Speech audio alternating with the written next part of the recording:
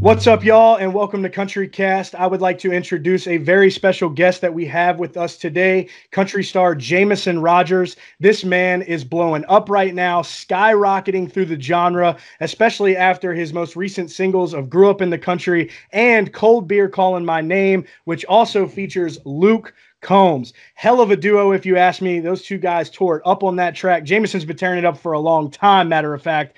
But if you've not heard that song, check it out. It is on all digital platforms, Spotify, iTunes, Apple Music, you name it. It's up there. Got over 1 million plays already on Spotify. So he's tearing it up. He's been tearing it up for a while. Welcome to the show, man. Glad to have you.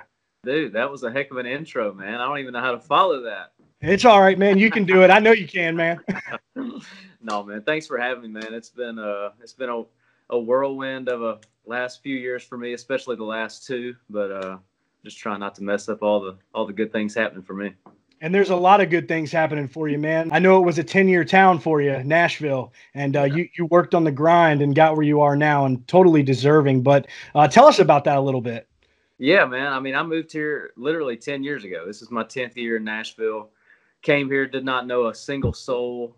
I mean, people used to say when I moved here it was a 10-year town, but if I would have listened to them back then, I probably would have packed it up and went home. But man, it flies by. You get so wrapped up in it, and it's every day's different. I mean, every day is a challenge in itself, and gosh, you just try to make some connections and work hard and write some good songs and see what happens. I've been lucky to meet the right people and write some good enough songs, I guess, to keep this thing going. Hell yeah, man. Absolutely. And meeting the right people, you go back to your first EP, self-titled, then you had a second, which has Missing One and Some Girls. Missing One, great song, by the way. Thank you. Meeting the right people, Luke Combs, you were on tour with Luke Combs. And how did that go for you when you guys met? Dude, speaking of the first EP, it's funny you say that because I've got this set up at a little table, and I have some old records and like some old vinyl records, and I just looked down there and this was in there. This is my very first EP. There it is, folks. Go check it out. Killer EP, man. But one of my first EP, there was a song called Midnight Daydream on there, and that's a song that Luke's now fiance Nicole had fell in love with and kind of sent it to Luke back then. That was in 2016 when he hit me up. When he hit me up on Instagram, it was just like, man, I'm a big fan of Midnight Daydream. Let's write sometime. And at the time, I didn't even know who Luke Combs was. This was before he even had anything on the radio. He wasn't even in like where I'm at now. It was like pre this.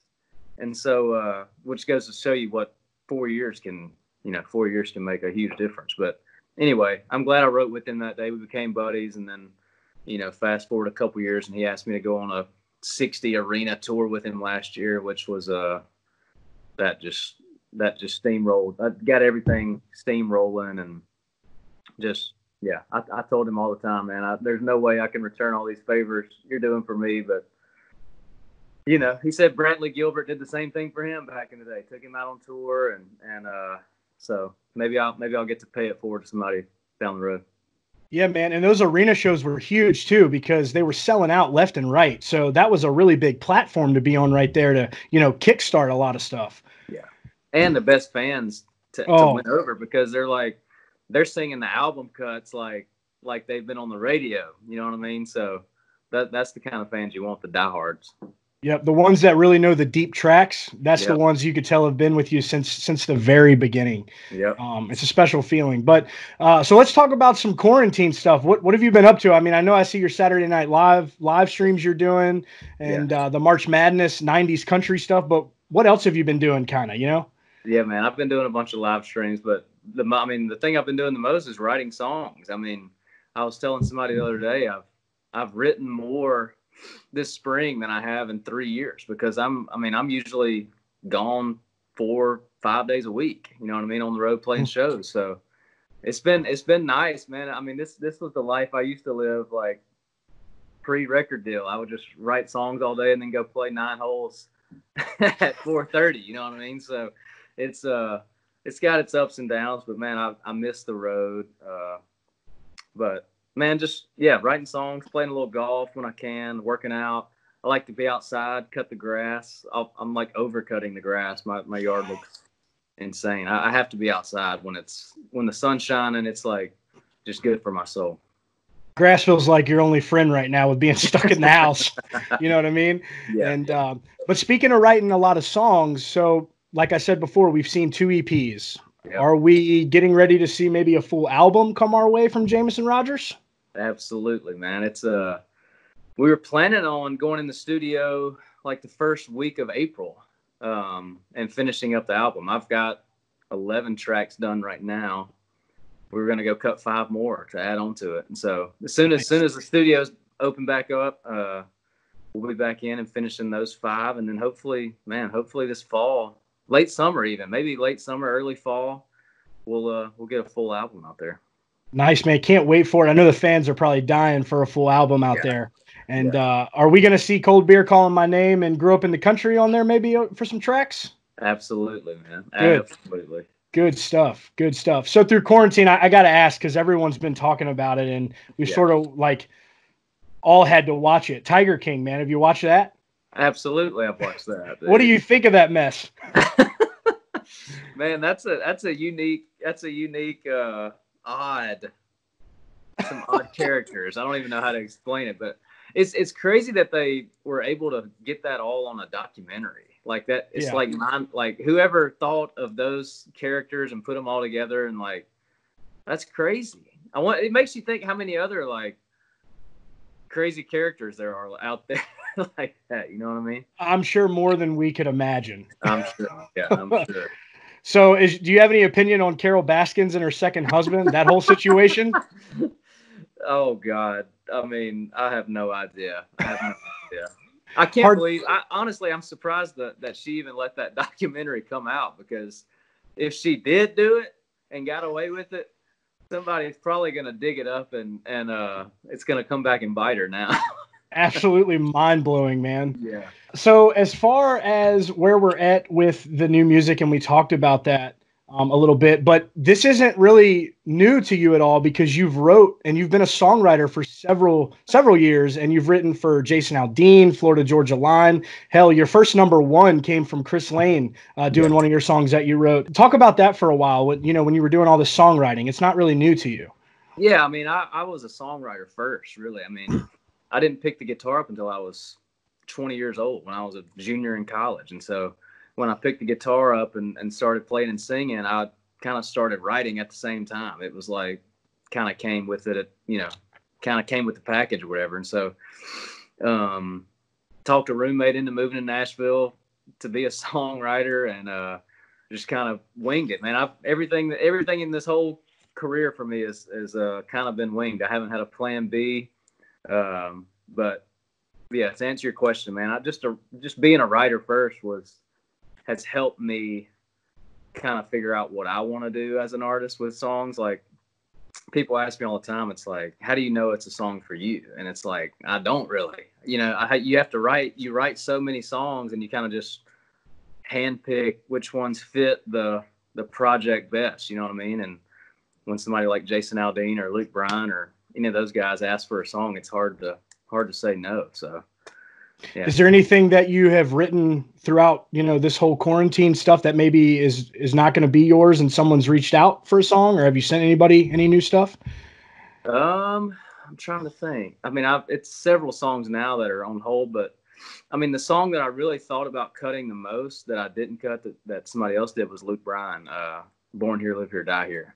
I mean, I can vividly remember sitting in the room talking with the team, like, does this song make the cut or whatever. I loved it. I just didn't. It was way more country than most of the tracks. It's hard for me to say that, because I'm like, you can hear the accent and in my songs and stuff, but you know what I mean. That song's very more traditional feel. Anyway, we ended up not cutting it, and like a few weeks later, Luke Bryan decided he was going to cut it, so it worked out. It did. And, speaking of that traditional feel and country sound, Batesville, Mississippi native, right? Yeah. And, you can hear the modern in your music as well, but you really do come from down home, straight country boy. And you grew up in the country series on YouTube, on your channel. You guys can go check that out. You kind of give a little rundown of your history and where you come from, and you're a country boy. Yeah, man. I mean, it's no point even me trying to fake that I'm not. I mean, I didn't necessarily grow up, riding horses and wearing cowboy hats, but I mean, look, I'm from a little bitty small town in Mississippi. I grew up in the country. I meant it when I wrote that song. And that's exactly what I was getting at. And you did, man. And everyone out there, some people will try to, say things about artists sometimes that come in through country music, but this man right here is legit, folks. Modern and traditional mixed. Jameson's got it. I appreciate it, man. Absolutely. And there's actually something interesting from that series I want to touch on, because your high school coach talked about you being low key and not really flashy. And I want to kind of take that mentality you had during baseball and put it into your music, because that's kind of what happened. And I think you did a really, you came up through the ranks 10 years strong and you striked. Yeah. And phenomenal where you're at now. And you weren't really flashy, but now you're flashy. I appreciate it, man. I just try, that's I guess I credit my parents for that, man. I just, I tell people all the time I'm about as normal as a dude you could possibly be. I just write and sing songs for a living. You know what I mean? So I'm literally just like any other person in a small town. I tell people all the time, if you got a dream, you better chase it. Because if I can do this, man, you can do anything. But I don't know. I just like to. I like the quiet confidence more than going and being flashy about stuff. That's just how I've always been. But your music speaks for itself. Yeah. Thank you. Absolutely. And so I got to ask, what are you listening to during quarantine? Man, I think the past few days, I'm like different. I'm so different every week. Daily, I'm different. But for the last week, for some reason, every time I pull up Spotify, I go to the Bob Seger like classic playlist and just listen to Seger, man. He's like one of my favorite singers ever. Favorite song by Seger? Right now, it's Main Street, but I mean, okay. Next week it could be Hollywood Nights. Next week it could be Turn the Page. I just can't. I can never make up my mind with songs. Yeah, I hear you on that, because there's a lot of good ones out there. Yeah. So during your March Madness, I think Garth Brooks' Friends in Low Places was the winner of all that, right? Oh, yeah. Is there a 90s song that you wish would have won that is special to you to cover? Man. I don't know why I've always loved That Ain't My Truck. Like, that's one of my, I can remember that song being 10 years old loving that song. I have no idea why, because it's about a girl cheating on a guy. I have no idea why people love that song so much, because it's like the dude's getting screwed over, but I don't know. It's just something about it. And yeah, now I get to write with Rhett. Like, it's just what is life. I have no idea what my life is, but even better. Yeah. But I don't know, man. It's so many good songs in the 90s. Travis Tritt's probably, if I had to pick one artist from the 90s, he'd probably be my favorite. But yeah. So speaking of songs and what you wish you could cover, or what you wish may have won that 90s challenge, now that you have done a song with Luke Combs, who else would you want to be on a track with you, or who would you love to have that opportunity with? Oh, man. In the country world or just any? Let's do in the country world. Yeah, I think in the country, man, I'd love to do a duet with Miranda. Oh, man, that would be epic. I think that would be awesome. Or, Church. Church is one of my favorites. But yeah, probably, dude, a good duet with Miranda would be awesome. Absolutely. So if we'll go outside of the country world, think of it as like a Crossroads edition with Jameson Rodgers. Who are you picking? Eagles. Oh, man. Or if it was somebody new, I don't know if it was somebody new. I have no idea. Has anybody done Crossroads with like Matchbox 20? I don't think so. That would be a hell of a thing. That'd be cool. So let's take this to the Hardy Hicks tape that you were featured on, My Kind of Living. Tell us about how all that went down with that project and how you and Hardy linked up, because there was a lot of stars on that record, man. And how'd all that happen? Dude, Hardy's one of my oldest friends in Nashville. We're both from Mississippi, both Mississippi cats. So, man, I met Hardy back in 2012, I think, and just kind of naturally became buddies. I can literally remember being at a bar one night and him telling me, because he was like one of the first ones to get a publishing deal back in the day. It was like that was the thing to get, and so I can remember him telling me, he's like, "Man, I signed my first publishing deal today," and I was like, "Damn it." I'm just kidding. I was happy for him, but I was like, anyway, we've been buddies for so long, and he was putting that project together, and him and Hunter are like brothers. I mean, we're just like all the time trying to go fishing or golfing or do something, and it just seemed like the perfect song for us two to jump on with him. And man, it was such a cool project to be on. Such a cool idea for the Hicks tape in general. But yeah, I'm glad to be a part of it. Awesome. And talking more about your stuff, Missing One, that song, isn't that one of your favorite songs that you've ever kind of did? Absolutely, man. It's hard to even say why. Like, it's just a song that I never get tired of playing it. Like, I literally sound check with that song every night, play it every night. So I'm playing it, at least 2 times a night. And I've been doing that for 2 or 3 years, and it still isn't old. So it's like, I think I like it so much because it was such a hard one to write for some reason. Like sometimes songs for me are easy. Like seems like they just fall out of the sky. And then other ones, it seems like, man, God's making me work for this one, man, because that one took me, Hunter Phelps, and Smith Onquist were writing every other Wednesday. We still do, but that one, we started that one in January and finished it in May. So it was every other Wednesday of 5 months to finish it. I have no idea why, but it was just very difficult to finish. But I'm glad we stuck it out. So what was the first part of that song that hit? So my buddy Smith had done a demo session right before Christmas break. And so we got back from Christmas. It was 1st of January, and he's getting these demos back from the studio. And we were just in the writing room. We're not writing at all yet. We were just in there drinking coffee, and he was like, "Oh, I'm getting all my demos back, but I'm missing one." And Hunter looked at me, and he was like, "That's a cool idea." And I was like, "Yeah, it is. It is. That is a cool idea." And then we kind of started that verse with the Eagles record thing. And then we got the verses fairly quick. It was the chorus for some reason. Like, we had different melodies and stuff at first. I have a work tape that's pretty hilarious that I'll have to play for you sometime. But yeah, we got it done in a few months, and yeah, that's all of our favorites. So now that we kind of heard the beginning of that, what was the final piece to the puzzle of that song? When did y'all pin the end and say that's it? Man, I think it was. It took about 5 months, and I think we just could not figure out that chorus. The chorus, for some reason, we had the Eagles verse, the cigarette verse, and those came fairly quick. Then the second verse was kind of tough, but we got it with the heart and racing like Kentucky, because Smith's from Kentucky, so that's how we threw that in there. But yeah, the chorus just gave us fits, man. We might have even written another song or two before we finished that one, just because we were so fed up with not being able to figure it out. Wow. Interesting stuff, man. So Cold Beer Calling My Name, the new single. Now I got to ask this. I'm drinking Miller. What's your go-to beer, man?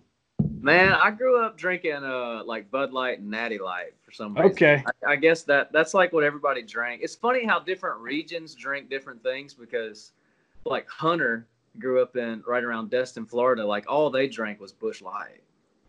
And like Luke and his cats all drink Miller Lite.